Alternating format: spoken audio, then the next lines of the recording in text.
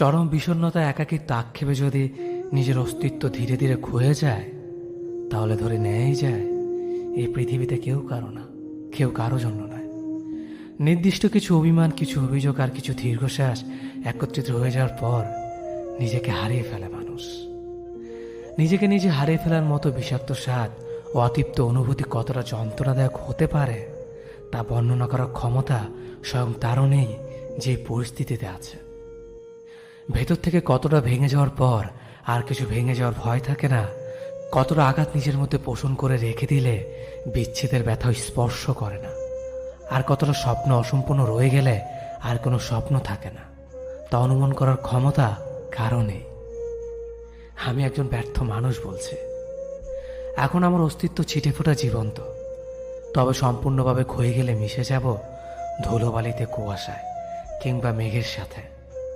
আমি হারিয়ে যাওয়ার পর আমাকে খুঁজতে আসা মানুষেরা ঠিক কতটা দীর্ঘ শ্বাস ফেলবে আমাকে হারানোর ব্যথায়, তা আমি জানি না। তবে এতটুকু জানি, আমাকে ছাড়া তাদের জীবন থেমে থাকবে না। যে ছেলেরা পাশে বসা মেয়েটিকে ওড়না ঠিক করতে দেখলে আলগোছে চোখ সরিয়ে নেয়, সেই ছেলেগুলি ভীষণ লাজুক হয়। গাদাগাদি বাসের ভিড়ে কোনো এক মেয়েকে দাঁড়ানো দেখলেই নিজের সিটটা ছেড়ে দিয়ে বলে, আপনি বসুন।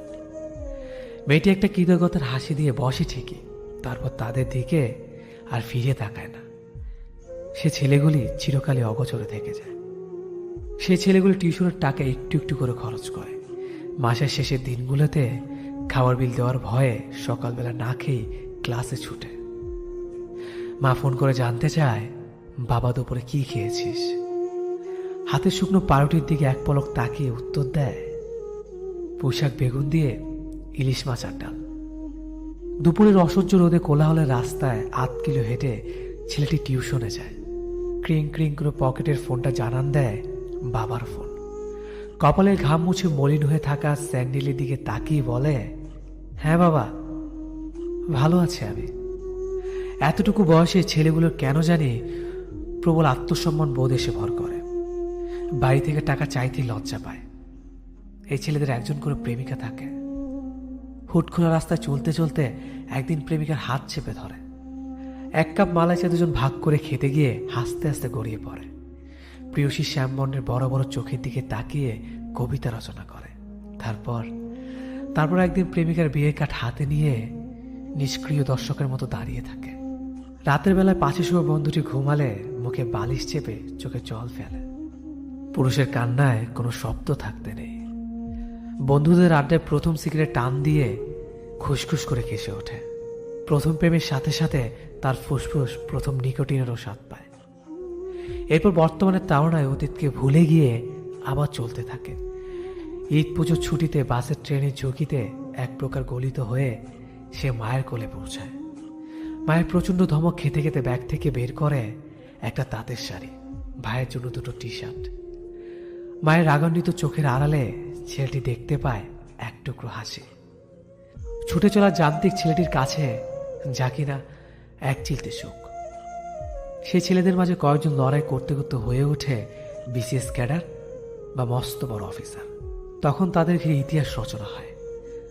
পাশের বাড়ির বাবা মা ছোট্ট ছেলেটিকে তাকে দেখিয়ে বলে, ওই যে দেখছিস কালো সানগ্লাস পরা মস্ত বড় কালো গাড়ি নিয়ে এলো, তোকে ঠিক তার মতো হতে হবে। আর লড়াই করতে করতে হেরে যাওয়া ছেলেগুলি হয়ে ওঠে শিক্ষিত কেরানি। তাদের জীবন জুড়ে শুধুই দীর্ঘশ্বাস। তারা কখনোই কারো গল্পের নায়ক হয়ে ওঠে না। যে মানুষটা যেতে যেতে থেকে যেতে চায় তাকে বরং আগলে না রেখে যেতেই দিন। অন্তত দিন শেষে মনের মধ্যে কোনো দ্বিধা থাকবে না, কারণ যে মানুষটা একবার মন থেকে চেয়েছে সে আপনাকে ছেড়ে চলে যাবে, তাকে আটকে রাখাই বোকামি।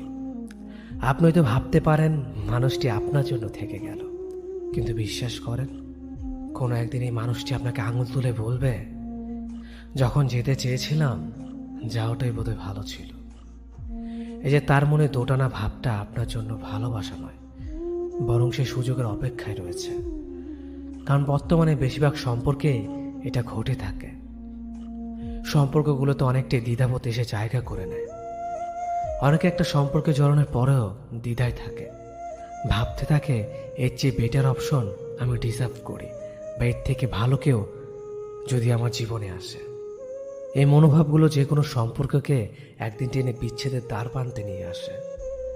তাই যদি কখনো মনে হয় মানুষটা হয়তো আপনাকে চাচ্ছে না, নিঃসংকোচে তাকে যেতে দিন। দিন শেষে তাকেও বুঝতে দিন জীবন কোনো দোটানায় আটকানো নৌকা নয়। এগিয়ে যেতে হলে তাকে এক নৌকাতে পা দিয়ে আগাতে হবে। হয়তো কষ্ট হবে, কিন্তু একদিন আপনি উপলব্ধি করবেন মানুষটাকে আটকে না রেখে আপনি কোনো ভুল করেননি। অন্তত নিজের মনকে সান্ত্বনা দিতে পারবেন ভুল মানুষকে ভালোবেসে নিজেকে ভাসিয়ে দেওয়ার মতো ভুল করেননি আপনি। নইলে এই একটা ভুল আপনাকে আজীবন হয়তো কুড়ে কুড়ে খাবে। আজকের এই আনন্দ ভালো লাগা কালকের জন্য স্থায়ী করতে হলে নিজের মনকে নিজেকেই বুঝতে হবে। তাকে যেতে দিও প্রিয়, যে ছিল না তোমার। আত্মসম্মান খুইয়ে নয়, বরং ব্যক্তিত্ব নিয়ে বাঁচো আরো একটিবার। ভালোবাসা জিনিসটা যুদ্ধ করে পাওয়া যায় না, অথচ কোনো এক রাতে কান্না ভেজা নরম তুলতুলে গালে ছুঁয়ে দিলে হাত, মেয়েটা কত সহজেই ভালোবেসে ফেলে। ভালোবাসা জিনিসটা অধিকার প্রয়োগ করে ছিনিয়ে নেওয়া যায় না, অথচ কপালে ঘাম মুছিয়ে দিয়ে দু টুকরো রুটি মুখের সামনে তুলে ধরলে ছেলেটা কত সহজে কোলে মাথা পেতে ঘুমিয়ে পড়তে পারে। ভালোবাসা জিনিসটা সমস্ত সম্পত্তি টাকা পয়সা পায়ের সামনে লুটিয়ে দিয়েও পাওয়া যায় না, অথচ একদল লোকের ভিড়ে যে ছেলেটা দুটো হাত আগলে রাখে তাকে কত সহজেই ভালোবেসে ফেলা যায়, তাই না? নিজের টিফিনের খরচ জমিয়ে ভাইয়ের পরীক্ষার ফি দেওয়া মেয়েটাকে কত সহজেই বুকে জড়িয়ে ধরা যায়, কি তাই না? প্রেমিকার অসুস্থতার খবর পেয়ে ভোরের ভাঁজ ধরে আসা ছেলেটার কপালে কত সহজেই চুমু খাওয়া যায়। অল্প রোজগারের ছেলেটার সাথে সংসার করার জন্য বাড়ির অমতে প্রাইভেট ফার্মে কাজ করা মেয়েটার চোখে কত সহজেই চোখ রাখা যায়। মায়ের অসুস্থতার কথা ভেবে সংসারের হাল ধরতে নিজের শখ আহ্লাদ ছেড়ে যে ছেলে 9টা থেকে 5টা পর্যন্ত চাকরি করছে, দিনের শেষে তার মাথায় কত সহজেই হাত বুলিয়ে দেওয়া যায়। আসলে ভালোবাসতে কিচ্ছু দরকার পড়ে না, এটি এমনিতে হয়ে যায়, কখনো এক ঝলকে, আবার কখনো একসাথে থাকতে থাকতে। শুধু ভালোবাসতে গেলে যেটুকু দরকার সেটা হলো অহংকার যে ভুলে নিজের মাথাটাকে চুপচাপ নিজের ভালোবাসার মানুষটার সামনে নত করতে শেখা। তোমাকে ভালোবাসার কোনো কারণ খুঁজে পাইনি, কিন্তু তোমায় ছেড়ে থাকতে না পারার অনেক কারণ আছে।